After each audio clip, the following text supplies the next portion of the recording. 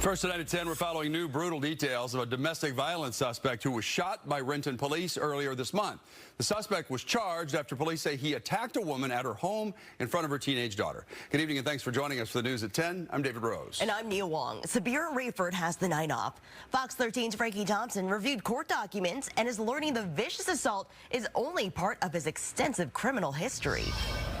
Wendell Downs III has years of criminal violence on his record, including cases currently pending for assault and theft in multiple jurisdictions. In this domestic violence case, court documents say he and the woman were separated for a month when he snuck into her home and attacked her. It was June 9th, a morning when this quiet Renton neighborhood erupted in gunfire as Renton Police fired shots at domestic violence suspect Wendell Downs III. On this block, police say a woman was viciously beaten by Downs in front of her 14-year-old daughter. Court documents say the woman and Downs got into an argument on the phone hours before. As she drove home, parking in her garage, the garage door closing behind her, Downs slipped underneath the door and began attacking the woman in her car. As she ran inside the home, locking the door behind her, documents say the suspect kicked it down, pulling the woman to the ground by her hair, punching and kicking her in front of her daughter. The teen called a relative for help, who then called 911. When Renton Police arrived, officers opened the garage for the woman to run to safety, but officials say Downs tried to run away.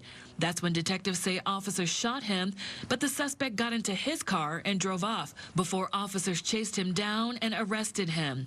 Running from law enforcement is something Downs has done in the past. In January 2014, police say Downs escaped from a jail van while being transferred to the King County Courthouse in Bellevue. He was arrested a month later. Back then, he was in custody for robbery and organized retail theft, a similar crime his sister Janice Downs and two other women were just charged for in April. Accused of organized retail theft of more than $500,000 in clothing from Lululemon and other high-end stores in Western Washington.